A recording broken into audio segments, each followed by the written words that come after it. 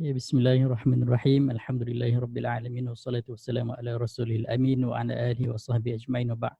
Alhamdulillah, pertama sekali saya ucapkan terima kasih dan tahniahlah kerana dapat meluangkan masa petang ni.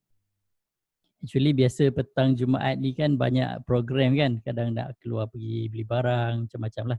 So petang ni actually saya tak nak ambil masa yang lama, cuma ada saya nak bincangkan tentang beberapa perkara yang mana mungkin sebersedikitlah insya-Allah mungkin dapat membantulah kita sama-sama dalam kita nak lebih sukses dalam trading. So antara topik yang saya nak sentuh hari ini pertama sekali adalah saya nak kupas sikit berkenaan dengan buku yang bukan buku, actually e-book lah, e-book yang saya dah tulis sebelum ni yang tajuk dia Chart Mastery. Saya share screen lah mungkin nampak lebih jelas. Yang buku ni Chart Mastery 30 saham syarikat yang capai 100% dalam tempoh 1 tahun. Actually sebenarnya kalau let's say kita nak, macam saya nak cari lagi banyak syarikat yang capai 100% dalam tempoh 1 tahun, sebenarnya banyak lagi. Tapi saya cuma ambil 30 je lah, sebab kalau nak letak 100, buku tu akan jadi lebih kurang dalam 500 pages. Tapi 500 pages pun duk ulang benda yang sama je, yang kita ulang yang syarikat tu start nak naik, lepas tu dia naik, lepas tu dia habis dia punya momentum dia. So saya nak tunjuk terus kepada contoh-contoh syarikat tu. Yang mana penentuan. Okey, yang ni. So dalam e-book tu actually saya gunakan indikator yang asal yang masa awal-awal indikator tu dihasilkan. So indikator ni belum complete lagi kalau nak dibandingkan dengan yang sekarang. So yang ini sebenarnya indikator ni yang asal nama dia Gunung Fuji. Macam-macam kan nama kan. Saya pun kadang-kadang dah confused nama macam-macam. Tapi dia punya trademark ataupun identiti kepada indikator tersebut adalah yang Royal Band tu. Yang Royal Band ni sebenarnya Royal Band yang sama yang saya dah integratekan ke dalam indikator yang sekarang lah, yang tuan-puan pakai tu, yang Fuji BMX tu sebenarnya asal dia daripada yang Gunung Fuji. So Gunung Fuji ni dia punya main kriteria dia ada Royal Band, and then dia ada extreme bottom dengan extreme top lah sebenarnya. So entry dengan exit signal, buat masa saya siapkan buku ni, saya belum siapkan lagi dia punya indikator yang entry exit signal. Tapi dekat indikator yang lama yang saya tulis dalam Chart Mastery tu pun memang dah ada dah entry dengan exit signal yang asal lah, yang original. Okay. So sebenarnya apa yang saya nak terangkan hari ini adalah macam mana kita nak tengok sesuatu counter tu yang dia ada potensi dia boleh naik cecah sehingga 100% atau lebih berdasarkan indikator. So ada satu istilah yang istilah ni mungkin tak diguna pakai oleh orang lain lah. Mungkin tak diguna pakai oleh orang lain, especially investor-investor yang menggunakan fundamental analysis ataupun value investing. Sebab biasanya kalau kita punya mindset kita nak invest, biasanya orang akan gunakan kajian terhadap kekuatan syarikat. Sama ada kita nak cari syarikat yang profitable ataupun syarikat yang ada potensi yang boleh expand dia punya business dia, boleh pergi overseas, pergi global, ataupun syarikat yang sentiasa on demand. Macam contoh sentiasa on demand ni macam tenaga macam TM, sentiasa ada demand. Syarikat yang melibatkan groceries, syarikat yang melibatkan keperluan harian macam pakaian, yang itu yang sentiasa kita panggil sebagai evergreen lah, macam Nestle di evergreen. So kalau kita nak kaji fundamental syarikat tersebut, ada teknik dia lah. Tapi apa yang saya nak tekankan dekat sini, sebenarnya tujuan orang kaji fundamental syarikat sebenarnya adalah dia nak pastikan dia pilih syarikat yang betul untuk dia hold dalam jangka masa yang lama. So jangka masa yang lama ni berdasarkan Dr. Jabar, kalau siapa-siapa kenal lah kan. Dr. Jabar ni dia NS dekat KK kalau saya tak silap. KK ke Tawau saya tak ingat. Dia memang fundamentalist lah kita panggil. Orang yang betul-betul pegang terhadap konsep kajian fundamental. Berdasarkan apa yang dia cakap, kalau let's say kita nak hold dan invest, sekurang-kurangnya kita kena pegang setahun at least, itu minimum. Dia normally dia sendiri dia akan hold 1 hingga 5 tahun. Dan macam contoh LKL, syarikat katil kan, masa saya pergi kelas kelas direct dengan Dr. Jabar dulu, tahun bila 2017 kalau saya tak silap. Masa tu dia dah in LKL, masa tu dia collect sikit-sikit sebab gatal pula hidung. Masa tu dia collect sikit-sikit, dia collect daripada harga bawah 10 sen kalau saya tak silap. Dia sebab dia punya target 1 hingga 5 tahun. So kalau orang yang nak invest ni, dia punya mindset dia adalah kita collect sikit, sama style dengan Jurong lah, masuk sikit, ada modal masuk sikit, ada modal masuk sikit, ada modal masuk sikit. So sepanjang tahun tu dia akan ada banyak entry lah, tapi dia tak ada exit.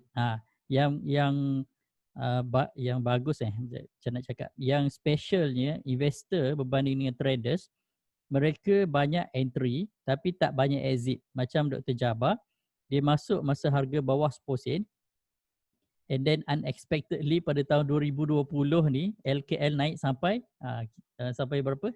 50 sen hari tu. Paling tinggi jap. Saya tengok jap. And then dia punya collection dia sekarang dah 580. Dia masuk masa harga bawah 10 sen. Area sinilah. Daripada 2007 lagi dia collect. Area bawah 10 sen ni, 10 sen ke bawah ni. 2007 dia collect, boom 2020. So berapa persen? Itu style investor. Maksudnya dia punya collection tu memang sebiji dengan Jurong lah. Let's say kita ambil yang paling bottom lah, harga 11 sen. Kalau dekat sini pun yang harga 44.5 sen ni pun dia punya investor kan, dia punya profit investing dia tu dah 414%. Itu dia punya style. Maksudnya masuk sikit, ada modal masuk sikit, ada modal masuk sikit, ada modal masuk sikit. Tapi macam mana kita boleh confident nak buat macam tu? Kalau orang-orang yang fundamental sebenarnya dia confident disebabkan oleh kajian dia terhadap kekuatan syarikat. So secara total, secara generally saya boleh conclude sebenarnya perbezaan antara technical analysis dengan fundamental analysis ni dia ada sikit je. First, kalau fundamental analysis dia nak cari yang profitable company. So tak kisahlah company tu apa, macam mana, apa bisnes yang dia buat, adakah company tersebut mampu generate profit dan dia punya profit mampu cover balik hutang piutang yang dia buat ataupun dia punya liabilities lah. So macam contoh ada makcik yang jual goreng pisang kat tepi jalan kan. Let's say kalau dia punya bisnes dia profitable dan modal dia modal berbayar, dia maksudnya kalau dia buat pinjaman dulu kan, dia boleh settle dalam sekejap. Maksudnya bisnes dia adalah bisnes yang bagus. Tak kisah dia bisnes company yang besar ataupun company yang kecil. Lebih-lebih lagi kalau macam company tersebut public listed. Let's say kalau public listed company dan profitable company, itu memang dah ada dipanggil point plus lah. Maksudnya dia public listed company, dah ada satu brand nama lah, nama yang famous. Biasanya kalau public listed company ni memang orang akan kenal. And then ditambah lagi dengan dia profitable. So kalau public listed company dan profitable, Itu dia punya plus punya point lah. Okay.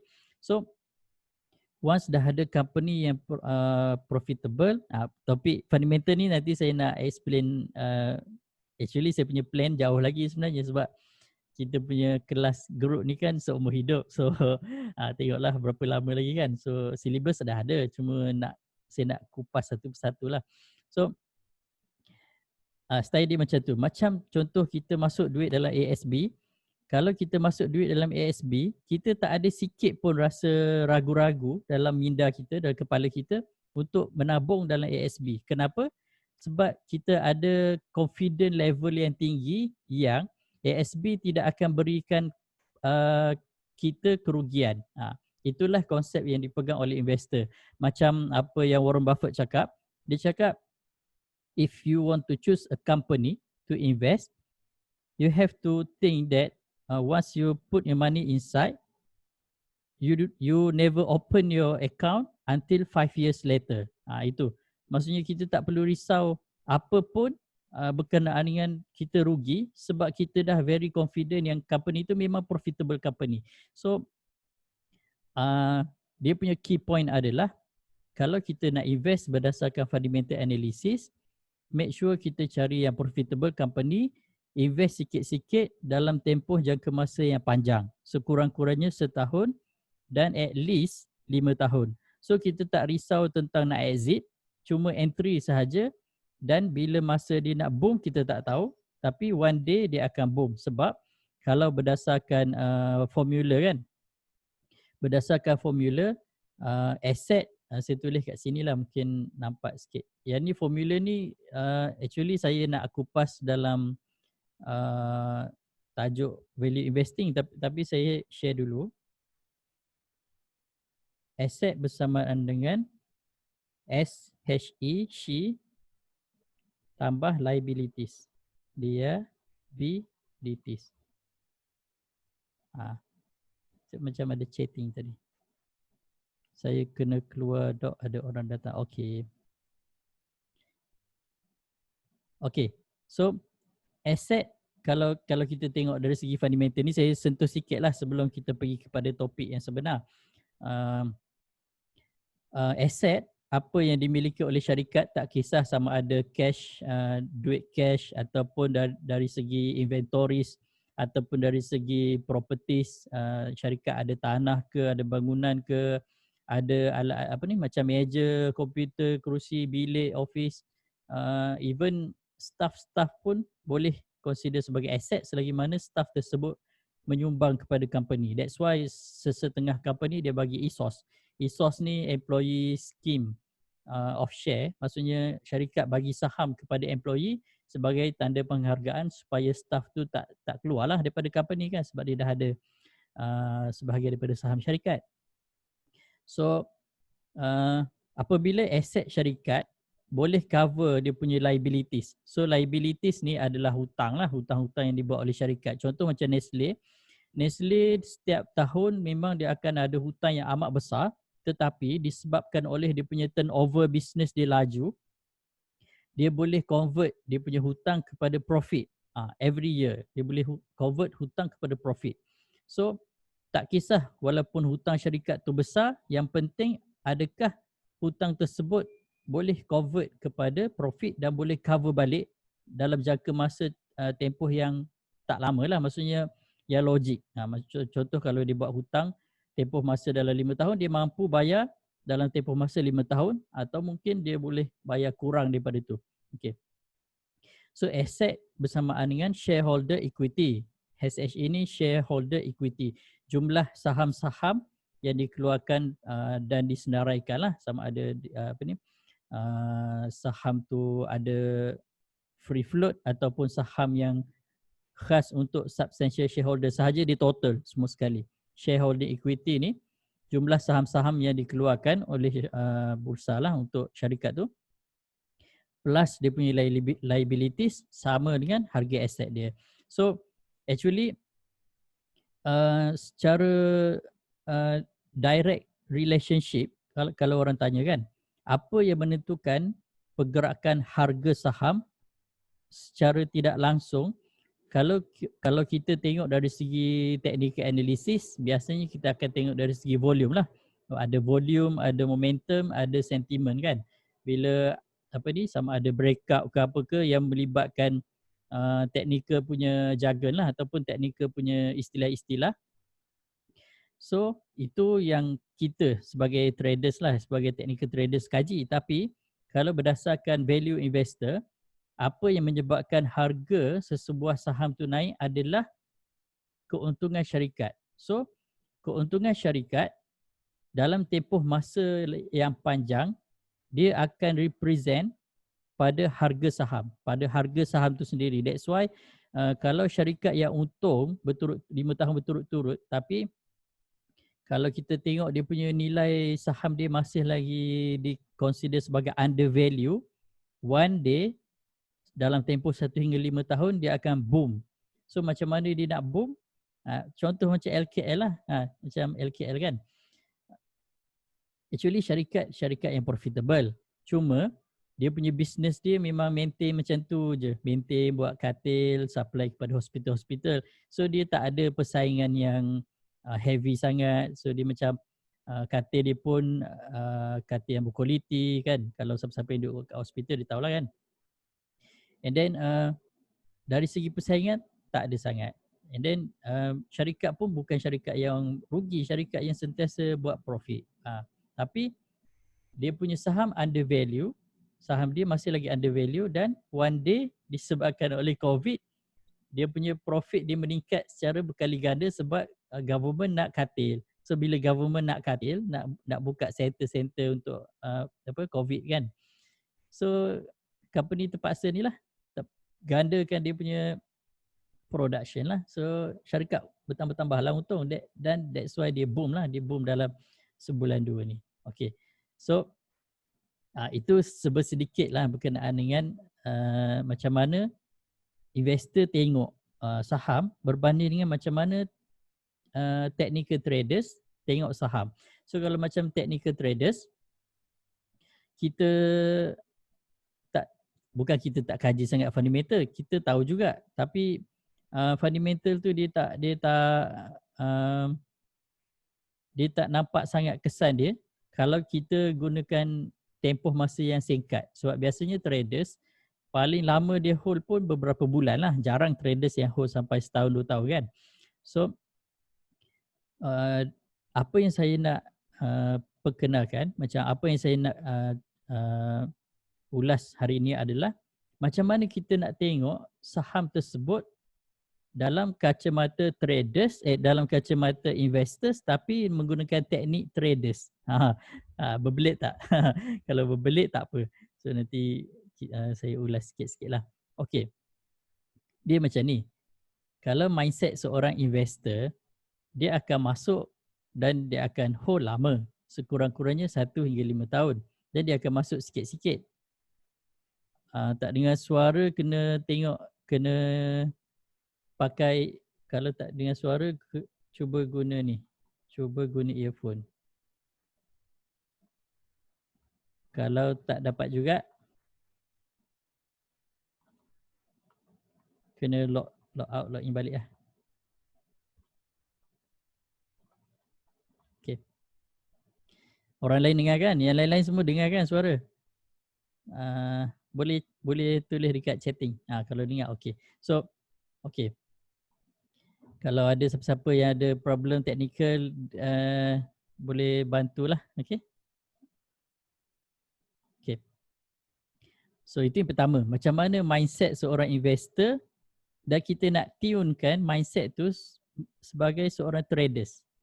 Dia actually agak menarik sebenarnya untuk dikupas. Tapi agak tricky lah sebenarnya. Okey, kalau macam investor, perkara pertama yang dia nak tengok adalah profitability. Adakah syarikat tersebut untung dan boleh maintain dia punya keuntungan. Maksudnya kalau boleh, dia nak at least 5 tahun berturut-turut syarikat tu untung. Ataupun kalau nak lagi bagus, 10 tahun ke belakang lah. Contoh tahun ni 2009, dia ambil yang last year punya annual report kan. 2019 ke bawah, adakah dia profitable? Okey, itu yang pertama. And then yang kedua, adakah syarikat ini ada demand dan boleh expand? Boleh expand ni tak semestinya global lah, yang dalam negara pun dia boleh expand juga. Okey.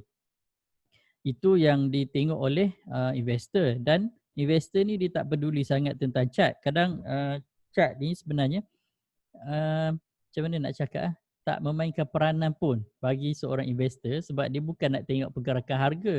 Sebab dia tak kisah pun harga nak naik ke, harga nak turun pun dia tak kisah. Tapi mungkin ada jugalah investor yang tengok chart sikit-sikit lah. So basically kebanyakan investor yang memang long term punya investor, dia orang tak peduli sangat tentang chart. So kalau naik 100-200% dalam tempoh 1 hingga 2 tahun tu adalah perkara biasalah untuk seorang investor. Tapi sebagai seorang traders, macam mana kita nak pastikan ataupun macam mana kita nak cuba capai ROI yang sama yang boleh dicapai oleh seorang investor dengan melalui technical analysis. So kalau kita nak capai benda yang sama,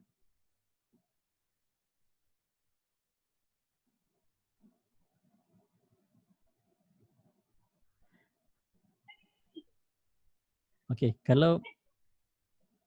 kalau kita nak gunakan ada sound. Saya kena mute dulu tau sebab sekejap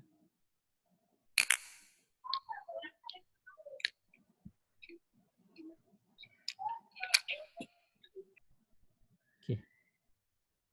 Tadi agak mengganggu apa kalau ada suara-suara yang dari luar. Okey. Apa dah saya nak cakap tadi dari segi teknik analisis lah sebenarnya panjang juga pusing-pusingnya. Okey, macam ni. Straight to the point lah sebenarnya. So kalau kita sebagai investor, kita sebagai traders, first benda yang kita kena tune, yang kita kena ubah adalah dari segi time frame. Ini yang saya nak terangkanlah dari segi time frame. Biasanya sebagai seorang traders, kita tend to look time frame yang kecil. Biasanya kita akan pergi kalau boleh sekecil yang mampu lah. Macam contoh dekat sini dah ada kan 1 minit. Kalau boleh kita nak tengok yang sekecil yang kita boleh tengok. Kenapa? Sebab kita nakkan dia punya kejituan tu. Dia nak ketepatan kan. Okey, contoh kalau especially kalau dah ada indikator apa semua ni, kita nak tengok dia punya ketepatan indikator tu, signal tu kat mana signal tu muncul dan sebagainya. So berbeza daripada investor, dia orang tak peduli pun benda-benda yang melibatkan teknikal. Dia cuma kisah berkenaan dengan keuntungan syarikat. So apa yang kita boleh buat sebagai seorang traders, kalau let's say kita nak jadi investor tapi kita tak nak kisah sangat berkenaan dengan fundamental syarikat, apa yang saya dapati adalah pertama sekali kita kena tengok juga time frame yang besar. Okay? Sebab biasanya kita jarang tengok time frame besar. Selalu orang akan tengok sama ada time frame daily ataupun time frame 4 hourly, 1 hourly dan ke bawah kan. So kita kena tune sikit kita punya mindset. Kita cuba tengok time frame yang lebih besar. Contoh biasakan tengok weekly dan biasakan tengok monthly. Kenapa kita nak tengok monthly? Okey, dia punya cash dia adalah kalau siapa-siapa yang pernah ikut yang Zoom meeting yang sebelum ni, yang saya terangkan berkenaan dengan Elliott Wave, agak panjang jugalah kita punya penjelasan berkenaan dengan Elliott Wave. So kalau kita nak faham, actually Elliott Wave ni dia terjadi secara semula jadi dan dia terbentuk kepada semua instrumen, tak kisah sama ada pasaran saham ataupun forex, komoditi, apa lagi, futures, semua yang melibatkan pasaran kewangan dan melibatkan manusia yang ada kat dalam tu, dia akan ada wave dia tersendiri. Okey, apa yang investor, yang long term investor tak perasan, apa yang traders gunakan adalah wave actually dia memang valid pada kesemua time frame. Tak kisah time frame monthly ke, weekly ke, daily ke. So semua time frame kita boleh pakai. Okay. So saya ambil contoh ni lah. Kita ambil contoh LKL. Saya buang dulu dia punya semua indikator yang lain. Kita cuma kita tinggalkan ni je yang entry exit signal. Contoh macam LKL kan. Kita tengok monthly punya chart. Monthly punya chart. Okay. So kalau siapa-siapa yang masih ingat apa yang saya terangkan sebelum ni, saya buang dulu dia punya drawing dulu. Kita letak first kali, kalau let's say kita nak letakkan wave, siapa-siapa yang ingat lah kan. First, kalau kita tengok monthly ni, kenapa saya galakkan guna monthly punya chart untuk kita tengok general wave sesuatu counter adalah kita boleh tahu secara generally adakah syarikat tersebut uptrend ataupun downtrend. Sebab kalau ikut Donchian, Richard Donchian yang buat indikator Donchian channel tu, dia adalah seorang trend follower lah. Setelah dia dah rugi kan, dah rugi beberapa ratus ribu US dollar, dia dapat temui satu teknik yang dipanggil sebagai Donchian channel. So Donchian channel ni dia tengok trend. So apa yang ditekankan adalah jangan trade selagi mana dia bukan uptrend. Itu yang Richard Donchian bagi tahu setelah dia dah rugi banyak dan lepas tu dia cover balik, dah jadi millionaire. Dia hanya gunakan trend dan dia hanya trade apabila uptrend sahaja. Itu yang kita nak kita nak decide adakah syarikat tersebut dah uptrend ataupun masih lagi downtrend. So cara dia adalah kita tengok time frame yang besar. Contoh macam LKL ni kita tengok monthly. Okay. First, bila kita tahu dia punya starting point, contoh macam ni, LKL ni kan, dia punya starting point dekat sini. So obviously kita nampak dia adalah downtrend. So tak kisah syarikat tu profit ke tak profit ke, memang harga dia tak akan naik selagi mana dia downtrend, dan bila dia akan naik setelah dia break dia punya downtrend line lah, ataupun setelah dia break dia punya zero line kat sini. So sebagai contoh yang simple, contoh kita buatlah dia punya ni. Okay, kita buat dia punya wave dia. Hari ni tak guna sangat indicator. So dia buat 4. So 4 ni dia break. Okay, so 4 dia break. Apabila dia break, dia dah break level yang kosong ni kan. So di situ permulaan perubahan trend. So macam mana cara kita nak kira trend yang baru? Kosong ni dah tak boleh kira. Kosong tu dah tak boleh pakai. So kita kena ambil balik kat sini dia punya ni. Dia punya starting dia. Kosong baru kat situ. So sekarang dia buat 3. So dia akan buat 4 lah. Dia akan buat 4.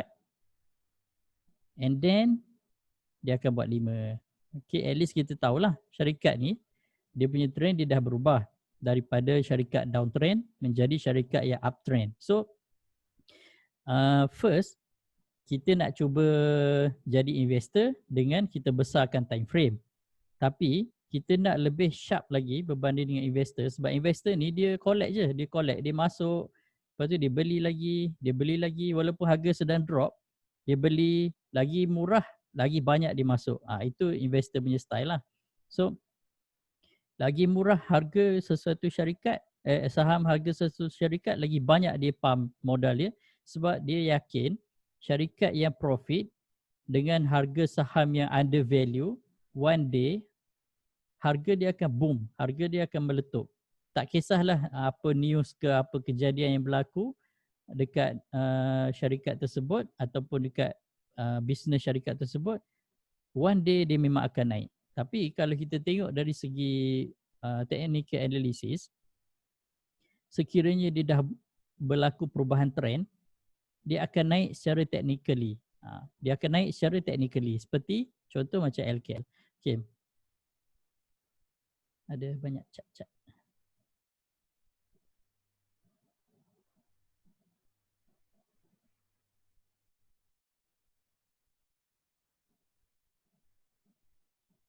Okay.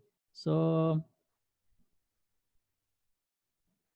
dah baca-baca chat tu terus dah tak ingat dah apa yang saya nak cerita tadi.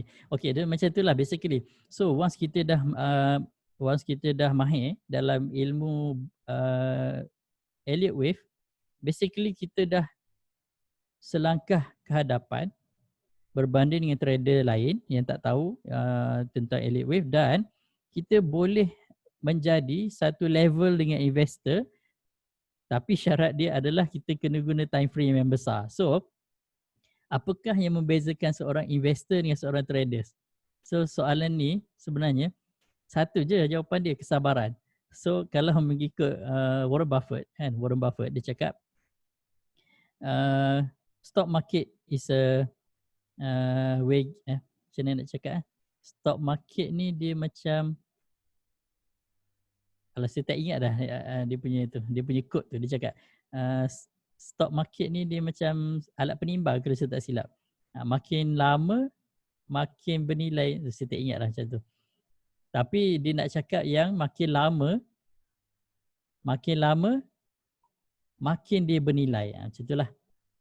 Tapi Warren Buffett memang saya tak tahulah dia tahu ke tak berkenaan dengan Elliott Wave dan sebagainya. Mungkin dia tahu jugalah. Okey, tapi satu lagi yang Warren Buffett cakap, stock market is a transfer device, money transfer device, alat yang memindahkan duit. Stock market tu sendiri adalah satu alat sebenarnya. Alat untuk memindahkan duit daripada seorang yang tak sabar kepada seorang yang sabar. Dia lah sebenarnya kan, dia lah. So dia dapat collect berbilion-bilion dolar daripada stock market tu sebab ramai orang cut loss, ramai orang jual dalam keadaan panik apa semua, dia beli dengan harga murah. Okay. So macam itulah. So okay. Untuk lebih jelas, saya ambil satu contoh syarikat yang memang starting dekat listing, mula-mula first day listing pun dia dah uptrend. So kita tengok adakah dia akan pergi lebih jauh. So okay, kita tengok SolarVest. Tapi SolarVest ni sebenarnya okay, sebelum kita tengok SolarVest ni tak berapa menarik sangat. Sebelum kita tengok SolarVest, saya nak tengok Revenue. Revenue ni syarikat baru, dia baru listed je sebenarnya. Dia baru listed pada Ogos 2018. Julai 2018. Okay, Julai 2018. Let's say kita tengok, saya dah buat dekat sini wave kosong. Ini kita sebagai traders, tapi kita nak challenge investor, kita besarkan time frame dan kita tengok wave dia starting kat mana. Okay. So kita boleh buat wave dia. Contoh kat sini kan, kita buat kosong.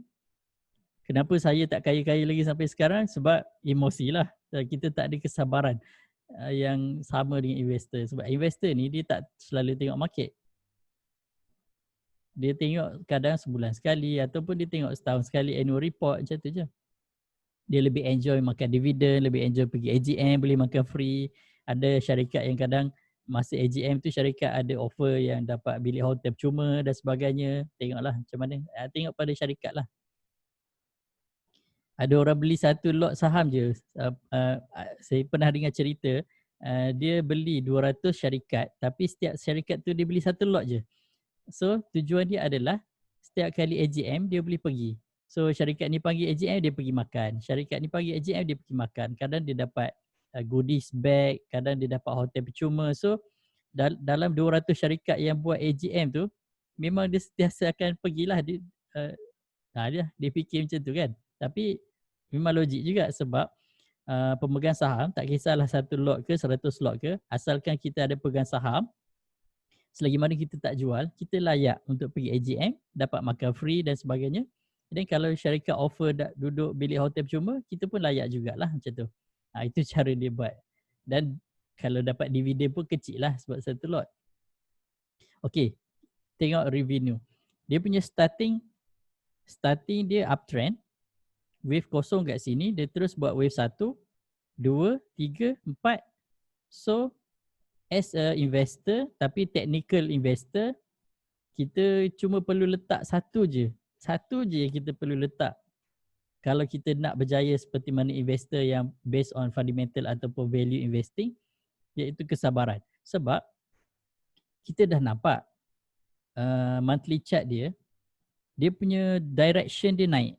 direction dia naik. Tak kisahlah syarikat tu profit ke, syarikat tak profit ke, tapi bila direction menunjukkan dia naik, insya-Allah kalau tak ada apa-apa masalah dengan syarikat, dia akan naik. Sebab wave memang dikawal oleh seperti mana yang saya pernah cakap sebelum ni lah, natural law, hukum alam. So dia akan bergerak secara semula jadi. So nak cut loss ke tak nak cut loss ke, general trend tu yang decide. Okay, macam echo. Kenapa echo tiba-tiba dia boleh panjat dengan cantik, walaupun kita tak pernah kaji pun syarikat dia punya fundamental macam mana kan. So kalau kita tengok monthly dia, kosong dia kat sini, kosong dia kat sini. So kalau saya buat wave dia kan, ini monthly punya wave, 0, 1, 2, actually 3 ni tak tahulah. Tapi kita tahu dia naik kan. Basically lebih kurang macam tu lah. Tapi tak adalah exactly dia akan pergi ke situ. Kita boleh buat prediction. Salah satu cara dia kita gunakan yang ni. Tools yang ada dekat TradingView tu sebenarnya very powerful. Cuma kita jarang pakai. Macam ni. Saya suka gunakan ni. Garis sekitaran ni. Saya letak kat sini 1, saya letak kat sini 2. So, every cycle, kalau orang yang kaji berkenaan dengan cycle, dia akan ada event. Every cycle akan ada event. Dan event tu, kita boleh gunakan as a prediction base, ataupun kita boleh buat prediction yang event tu boleh berlaku kat situ. Contoh macam 1 kat tengah-tengah ni, 2 kat sini, 3 kat situ, 4 kat situ. So, ada satu lagi yang kita boleh masukkan. Ni. Yang kita orang masa ni saya tak guna sangat. Yang gun punya tu. Saya tengok. Ni Fibonacci time zone. Okay, Fibonacci time zone. Yang ni. Start kat sini, tarik kat sini. Kalau Fibonacci time zone ni dia dah ada nombor-nombor kat sini. Nombor ni 0, 1, 2, 3, 5, 8 dan 13 ni dia bukan suka-suka hati letak tau. Dia adalah Fibonacci sequence ataupun susunan nombor-nombor Fibonacci.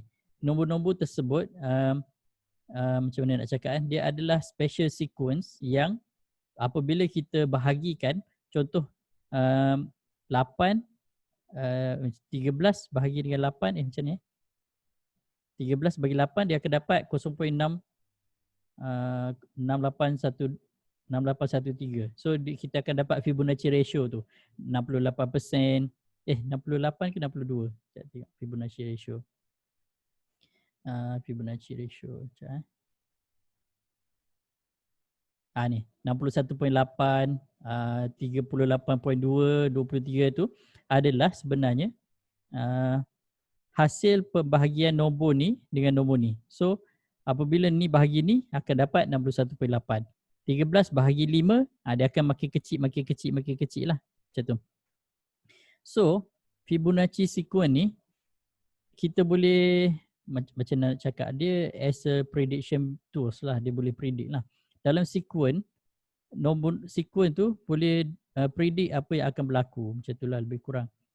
So, macam tu lah cara dia. Tapi tak adalah exactly jadi macam tu. Cuma kita boleh tahu as a prediction. As a prediction dia boleh berlaku. Contoh macam dekat nombor 3 mungkin boleh berlaku 3. Macam tu lah. Ni mungkin kita boleh letak kat sini 4 ataupun 5 kat sini. Lebih kurang lah macam tu lah. So sebab pasaran saham ni dia harmoni. Dia chart tu dia bergerak secara harmoni. Dia tak ada macam mana kita nak cakap, dia tak ada yang, walaupun ada external factor yang bergerakkan harga pasaran, tapi still on the long run, kalau dalam jangka masa yang panjang, harga akan bergerak dengan sendiri. Maksudnya dia akan follow juga dia punya natural law pergerakan harga tersebut. So kalau kita nak tune kita punya mindset daripada traders kepada investor, dia tak banyak benda yang kita nak perlu buat. Kalau macam let's say kita nak jump sebagai investor tapi kita nak gunakan fundamental ataupun value investing, banyak benda yang kita kena buat. Antaranya kita kena study syarikat sebagai kena kaji dia punya annual report, kena kaji dia punya profit loss, kena kaji dia punya financial ratio. Tapi kenapa kita tak gunakan tools yang kita ada as a traders untuk kita tukar sikit je mindset kita as a investor. Beza dia adalah holding power je. Itu je sebenarnya beza dia, holding power. Tapi dalam keadaan kita tengok dengan jelas yang ke mana arah tuju harga akan pergi. Kita dah nampak, cuma adakah kita sanggup melalui jatuh dan naiknya harga. Itu je. That's why investor dia tak tengok chart sangat. Tapi traders ni sebab kita selalu sangat tengok chart naik dan turun, tu yang jantung ni dia tak berapa stable. Okay. Saya rekod ni. Okay. Saya rekod. Okay. Kita tengok contoh counter lain lah. Okay. Echo ni boleh pergi lagi. Dia masih baru je. Baru nak start. Dia counter baru. Dia baru start je bulan March 2020. So wave dia cantik. Startnya dia cantik. Tiga tak jalan lagi. Cuma kalau nak hold daripada Jun ni, kita kena hold at least sampai September lah. Jun, Julai, Ogos, September, 4 bulan. Lepas tu dia akan drop dulu berapa bulan. Daripada September dia akan drop sampai November dia drop. Lepas tu dia akan naik balik sampai Januari. Okay. So cuba kita kaji, adakah kita mampu jana 100% berdasarkan technical analysis, hanya berdasarkan Elliott wave dengan technical tools. Cuba kita tengok kat sini. Let's say kita masuk lambat lah. Katakan mungkin dia buat naik turun pun kat sini. Katakanlah. Kita cuba check. Sampai 1 Januari. Ngam-ngam 100.4%. Itu kita punya prediction lah. So selagi tak capai 100%, hold dulu. So normally kalau berdasarkan buku yang saya tulis tu kan, daripada 30 syarikat-syarikat yang saya perhatikan, sebenarnya masa yang diambil oleh syarikat tersebut naik sehingga 100% antara 120 hari sehingga 300 hari. So kurang daripada setahun lah sebenarnya. Tapi kalau itu dia punya trading days lah. Kalau kita ambil dari segi pemahaman orang biasa, sehari adalah 360 hari, setahun 360 hari kan. Tapi kalau traders ataupun kita lah yang trade saham ni, sebulan hanya ada 20 hari trading days. Tapi belum tolak lagi dengan cuti kan, cuti Agong, cuti Merdeka, cuti Hari Raya kan, Chinese New Year dan sebagainya. So kalau dah tolak-tolak semua, setahun tak sampai 300 hari pun sebenarnya, dalam berapa 200 lebih hari je macam tu. So that's why orang gunakan moving average 200. So moving average 200 ni boleh kita katakan dia macam mewakili setahun punya pergerakan lah. Tapi kalau moving average 20, dia mewakili sebulan punya pergerakan. Sebab sebulan kita assume hanya ada 20 hari trading lah. Tak tolak, dah tolak Sabtu Ahad, dan hari-hari cuti public. Tu pun kita tak masuk public holiday lah. Yang tiba-tiba cuti kan, cuti khas. Contoh Malaysia menang World Cup ke kan. Okay, so ini antara 30 syarikat yang saya dah kaji. Contoh kan macam saya ambil Opcom lah bawah sekali ni. Okay. Bila saya ambil Opcom, dari sini ke sini, dia dah 187% ni bila? 23 April, kecil sangat Saya besar kan. Okay. Nampak tak? Okay. 23 April 2018 sampai 6 Ogos 2018. Ini tak sampai berapa bulan ni. 105 hari. 105 hari. Kira macam 100 hari lah. Okay. 100 hari. So, macam mana nak back kandungan e-book. Kandungan e-book.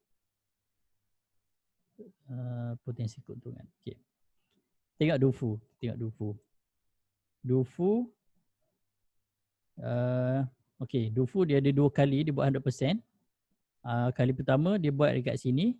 Ini 321%. Yang ni 102%. Kali pertama dia buat dekat sini pada 16 Julai 2018 sehingga 19 Julai 2018. Julai, Ogos, September, Oktober, November, 5 bulan. So dalam masa 126 hari. Lepas tu dia buat lagi 102% dalam masa, dah ada dekat sini, 119 hari. So memang estimation sesuatu counter, tapi syarat utama dia uptrend lah. Okay? Syarat utama dia uptrend. Then bila ada entry signal dekat uptrend, dari situ kita ride the trend. So bagi masa kepada syarikat tu capai 100% dalam masa 100 hingga 300 hari. So dia punya key point adalah masa lah, kesabaran. Okay. So apa yang membezakan seorang traders dengan seorang investor adalah tahap kesabaran. So macam contoh kan, kalau aku ni, let's say kita beli kat sini lah kan. Lepas tu dia naik. Tapi dia turun, dia naik, dia turun. Setiap kali dia turun, kalau kita letakkan mindset kita as a investor, setiap kali kita turun, setiap kali harga turun, kita chip sikit. Harga turun, chip. Harga turun, chip. Harga turun, chip. Sehinggalah kita harga naik sehingga 100%. Tapi kena bagi masa lah. Kalau kat sini 214 hari. Sanggup? Okey. Cuba kita tengok counter lain. Counter yang saya selalu tengok juga, Greentech. Okey, Greentech dah ada dah. Ni, saya dah buat dah. Greentech sama. Almost sama dengan counter tadi. Revenue tadi. Starting 0, 1, 2, pup terus dia buat 3, dia buat 4, dia buat 5. So lepas 5 ni saya rasa macam sampai sini je. Lepas tu dia akan buat retracement sekejap A, B dan C. Kita masukkan dia punya correction lah. A, B dan C. Lepas tu dia akan naik balik. Okay. Macam itulah. Sekejap. Saya rasa saya ada call. Sekejap.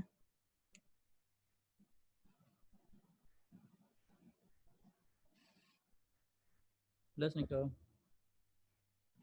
Hello, ya.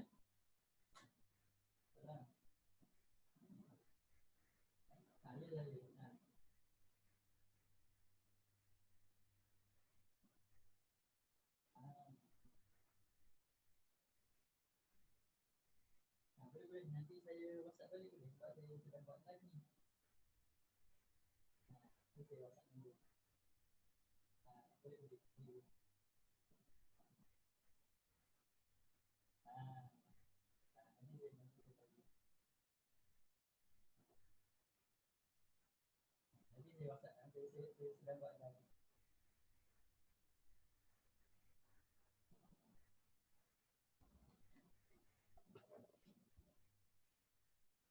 Okay, minta maaf.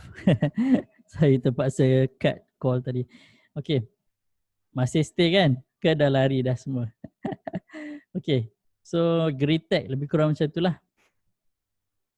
So kita tengok satu lagi counter yang saya betul-betul tertarik sebenarnya, cuma modal sangkut dekat counter lain, saya tak dapatlah nak ni. Okay, kita tengok K1. K1 ni dia sejarah dia agak panjang lah sebenarnya. Okay, dia punya starting dekat sini. Cuma starting dekat sini. So dia naik, dia break. Sepatutnya bila dia break, kita dah consider dia sebagai downtrend. So sekarang K1 ni dia masih lagi dalam, kalau kita tengok trend dia, kita consider dia sebagai downtrend sebab dia punya puncak satu dekat sini.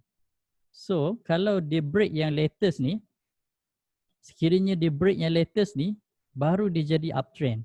So itulah dia punya trend dia belum establish. Sekarang kalau kita tengok dia masih sideways je. Walaupun kita tengok monthly punya chart, dia masih sideways. Once dia break je dia punya kosong ni, baru dia akan betul-betul jadi uptrend. So kita tengok. Kalau dari segi wave kan, kita letak sepatutnya dekat situ. 0, 1, 2. Kat situ sepatutnya lah kalau dia retrace 100% dan dia buat 3. Tapi dia tak jadi macam tu. Dia jadi sideways. So maksudnya kalau sideways ni, kalau dalam istilah lain kita bagi keadaan yang tak ada trend lah. No trend. Tak ada trend yang wujud. Dia cuma sideways. So let's say kalau disebabkan oleh COVID ni, K1 dapat profit yang banyak dan dia punya profit tu menyebabkan value kepada saham dia meningkat dan harga saham tu melonjak dan dia berjaya break dia punya level 1 ni, memang dia akan naik tinggi lah. Kalau tengok dari segi volume dah ada dah kat sini. So standby. Okay. Boleh standby kalau nak jadi investor lah. Maksudnya break dah boleh ready lah. Okay. Boleh ready. Kalau dia break kat sini, kita punya satu akan start kat sini. Dekat entry ni. 0, 1, 2. Dia akan jadi 3 lah macam tu. Okay. Macam ni. 0, 1, 2. Macam tu lah lebih kurang. And then kita kena ingat dalam satu wave yang besar, dia ada sub wave. Dia ada beberapa wave yang kecil macam tu.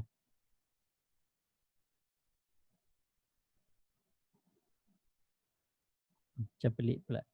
Tegak sangat. Lebih kurang lah macam tu lah. So dalam satu wave yang panjang, dia akan ada sub wave. So sub wave tu kita tengok adakah K1 ni dia sampai sini je sebab dia dah mula ada ekstrim. So kalau dia ada lagi satu ekstrim, dia boleh drop sekejap dan dia naik lagi sekali, dia berjaya break yang ini. Dia naik, dia drop. Kalau dia drop tu sebenarnya itu entry point. Okay, kalau dia drop tu, itu adalah entry point sebab dia nak melengkapkan 3. So once dia dah melengkapkan 3, dia akan sambung lah 4 dan 5 lah macam tu. Okay. K1 ni kalau dia break yang ini, kalau dia break yang itu, okay. Itu je.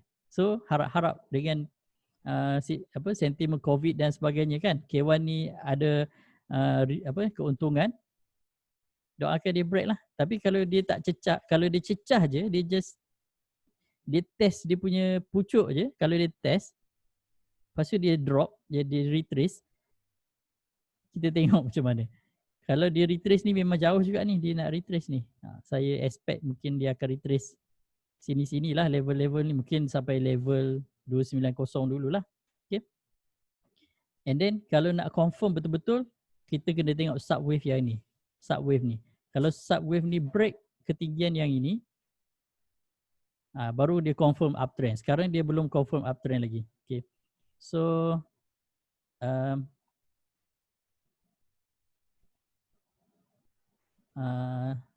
Greatech okay. Greatech memang syarikat yang uptrend. So nak hold setahun ke 5 tahun ke tak ada masalah. Sebab saya selalu kan dalam group kan saya cakap hold setahun, hold 5 tahun. Okay. Kita tengok MyEG.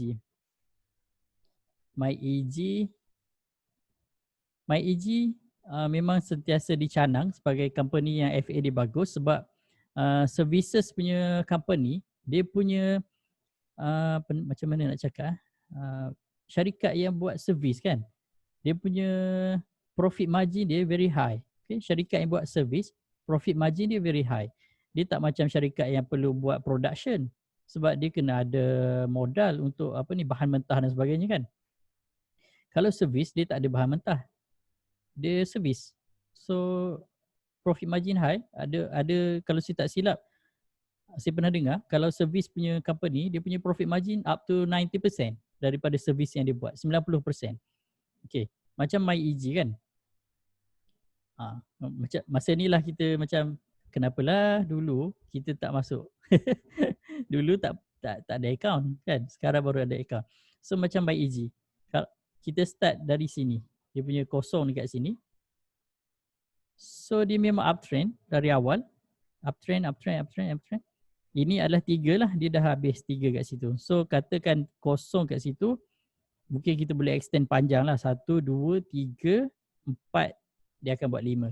So MyEG ni kalau saya nampak, long term dia sebenarnya dia dalam proses dia nak buat 5.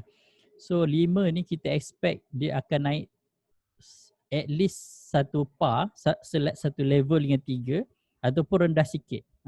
Tapi MyEG ni antara company yang memang ramai orang suggest untuk hold. Okay? Ramai orang suggest untuk hold 1 ke 5 tahun. Sekurang-kurangnya dia naik sampai sini pun dah okey dah. Sikit 8. Sini pun monthly dah ada entry signal. Belum ada apa-apa exit signal dan sebagainya. So kalau nak hold lah. Okay. Antara syarikat lain, cuba kita tengok Care Plus. Syarikat yang melibatkan COVID ni kan banyak yang profit kan. Okay. Care Plus ni macam scary pula.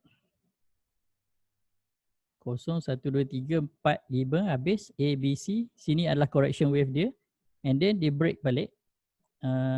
Dia start balik kosong kat situ. Kosong. Silap. Ni. Sepatutnya dia punya correction ni dia dah downtrend sebenarnya. Tapi disebabkan oleh COVID, dia dapat kekuatan luar biasa, dia dah jadi uptrend balik. Okay, kalau kita kira 0, 1, 2. Sini saya boleh expect 3 dah habis lah. So dia akan drop sekurang-kurangnya ketinggian ni. Sekurang-kurangnya ketinggian yang ini. Dekat sini. Ni. Berapa ni? 840 lah at least kan. So ini yang orang panggil parabolik lah. Parabolik naik 90 darjah, drop pun almost sama kan. So jangan excited sangat lah sekarang. Tunggu dia drop dulu. Ini kita tengok monthly. So dia memang kalau monthly ni dia slow tapi dia steady. Potensi kenaikan dia memang ada. Dan kalau kita ukur pun sebenarnya daripada dia drop ni, dia akan naik balik kat situ pun dah 100% lah sebenarnya. So dalam tempoh 303 hari ini hanya projection lah. Dia tak ada yang betul-betul berlaku macam tu. Kita just buat projection je. Okay. Oh, Minitech sekejap saya tengok Minitech. Minitech. Okay. Minitech ni masih sideways ni saya nampak. Dia masih sideways. Dia belum ada trend yang betul-betul punya. Sekejap. First, dia kosong kat sini. 1, 2, sepatutnya dia buat 3 ke bawah. Tapi dia break. Dia start balik kosong. 1, 2, 3, 4. Dia correction dia 4. Dia tak break. Correction 4. So that's why dia buat 5 lah. Sini baru dia break. Dia buat correction A, B dan C. So dia dari C ni dia dah mula downtrend balik. So dia dah mula jadi downtrend. So kita ambil balik kosong kat situ. 1, 2, 3. So dia buat 4 ni sebagai correction kepada yang wave yang sebelum ni. So kat sini. Sekejap saya kena tutup ni. Kita nak tengok puncak dia. Yang ni. Ni. Sisi bawah sikit lah. Okay. So Minitech ni untuk dia betul-betul kita katakan dia adalah uptrend. Once dia dah break ni, baru kita boleh start balik dia punya wave kat sini. 0, 1, 2, 3. Tapi memang agak terlambat lah kan sebab 3 ni dia dah naik dah sebenarnya.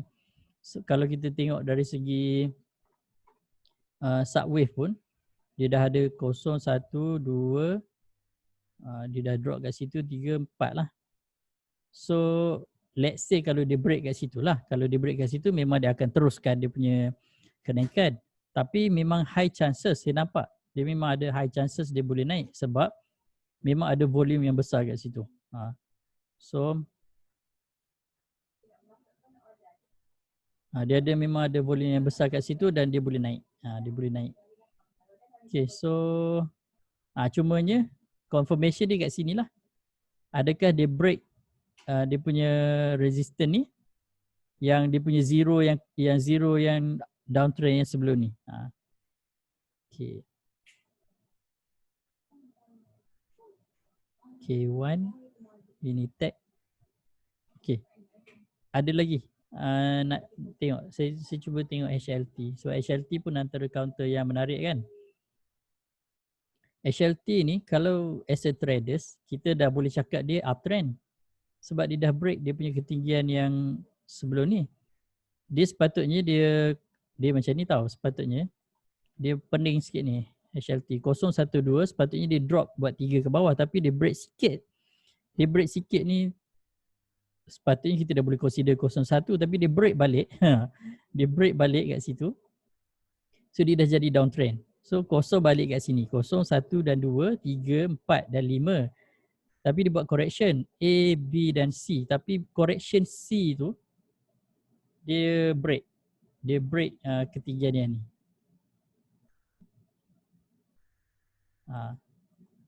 Buat 3 lah kat situ. So nanti dia akan buat 4 lah. 4 ni saya tak sure dia nak turun sampai mana. Yang tu nanti boleh buat Fibonacci retracement. Kalau buat Fibonacci retracement ni kita boleh tengok, at least kita boleh expect lah. Kita ambil daripada kosong. So kemungkinan besar dia akan retrace sampai 61.8 lah. Kat situ lah. Dia akan retrace sampai situ.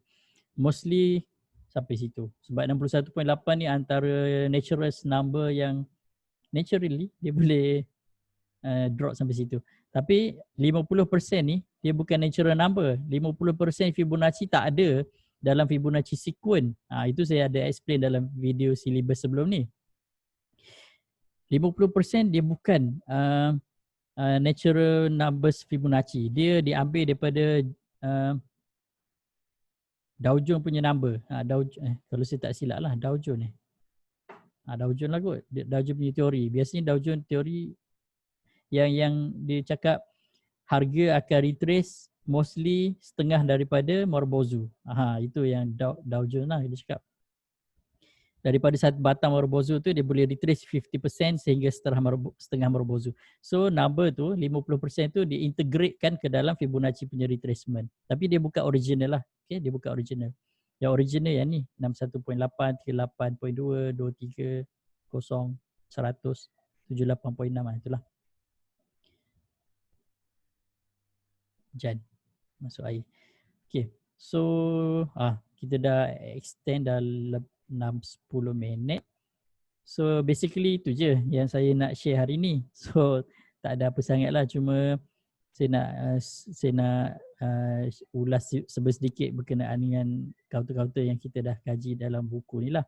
So kalau siapa-siapa nak dapatkan buku ni bagi tahu saya lah. Mungkin untuk harga ahli, kalau siapa-siapa yang belum dapatkan saya boleh bagi special price lah. Okay. So kalau ada soalan lepas ni boleh tanya dalam group. Saya harap sesi kali ini membantu, boleh kita dapat sedikit input lah yang berguna dan kita boleh gunakan untuk trade. Yang penting adalah mindset lah sebenarnya. Kita nak letakkan kita punya mindset as a traders or as a investors. Tapi kalau kita boleh integrate, itu lebih better lah, itu lebih baik. So saya ingat mungkin sampai situ dulu untuk sesi kali ini. Semoga membantu dan bermanfaat. Kalau ada salah silap saya minta maaf. Kita tangguh dengan kafaratul majlis. Subhanakallahumma wabihamdika asyhadu an la ilaha illa anta astaghfiruka wa atubu ilaik. Wallahu a'lam. Assalamualaikum warahmatullahi wabarakatuh.